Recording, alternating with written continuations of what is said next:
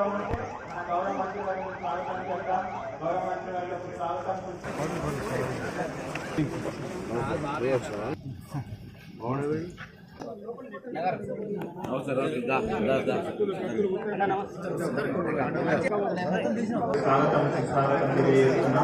అదేవిధంగా గౌరవనీయులు Husnabad municipal madam గారికి, municipal vice chairman Anita madam గారికి, పిఎసిఎస్ చైర్మన్ మరియు పొన్నం ప్రభాకర్ సార్ గారికి స్వాగతం సుస్వాగతం. డిస్ట్రిక్ట్ బీసీ డెవలప్మెంట్ మంత్రి గారు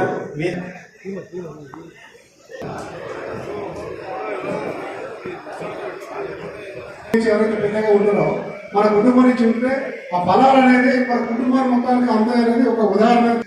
బీసీ వెల్ఫేర్ ఆఫీసర్స్ ఇద్దరు, డిస్ట్రిక్ట్ బీసీ వెల్ఫేర్ ఆఫీసర్స్ ముగ్గురు కూడా 3 జిల్లాలకు సంబంధించిన వాళ్ళు. అదేవిధంగా excise superintendents 3 Hanamkonda. District BC welfare officer గారు మన కరీంనగర్ గారు. ఇది కొత్తగా స్కీమ్ ఉంటుంది. మనకు కొంతమంది తెలిసి ఉండొచ్చు, కొంతమంది తెలియకపోవచ్చు. మనకు బ్రీఫ్ చేయడం జరుగుతుంది. దాని గురించి చెప్పి రాష్ట్ర ప్రభుత్వం పట్టణ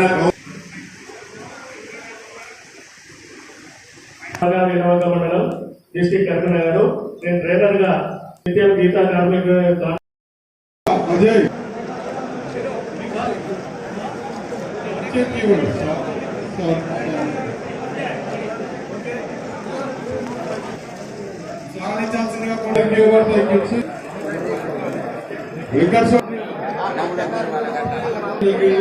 గ్రామం వారిగా మీ యొక్క ఆధార్ కార్డు అడ్వర్టైజ్ కూడా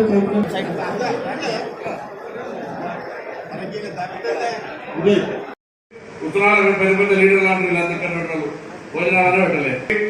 దయచేసి నేను మీ అందరినీ కోరుతా ఉన్నా, ఈ యొక్క కాటమయ రక్ష మన కుటుంబాలకు రక్షగా ఉండే విధంగా, వృత్తిపరంగా ఎక్కడ కూడా ప్రమాదాలు రాకుండా ఉండేటువంటి ఉద్దేశంతో ఇస్తున్న రక్షణ మీరు ఉపయోగించుకుంటూ, ఇంతకుముందు అన్న మనం చాలా బాగా చెప్పినాడు, మనం దాని మీద కొంత నిర్లక్ష్యం చేస్తాం. జనరల్గా సైకిల్ మోటార్ హెల్మెట్ పెట్టుకోమని పెట్టుకోరు. దానికంటే ఎక్కడ ఇంత తోక ఇద్దరు కట్టుకోమంటే ఆ తీరా వాళ్ళు ఎప్పటికీ డ్యాష్ చెప్పాలిగా ఆయన తాటి ఎక్కినట్టు అని అనుకునే పరిస్థితి ఏకండి. అందుకే ఆయన మంచిగా ట్రైనర్గా ఏ విధంగా దాని యొక్క లాభం, ఏ విధంగా కింద పడరు, ప్రాణం పోదు.